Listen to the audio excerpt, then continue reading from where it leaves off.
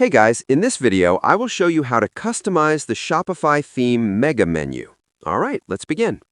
First, log in to your Shopify admin dashboard and look at the left panel. Click on Content, then select Menus. This is where you control your store navigation. From here, open your main menu, which is the primary menu displayed on your storefront. To create submenus, drag a menu item slightly to the right under another item. The item above it automatically becomes the parent menu. This simple drag and drop structure helps organize categories and products in a clean hierarchy, making navigation easier for customers. Add and arrange all required submenus the same way until your menu structure is complete.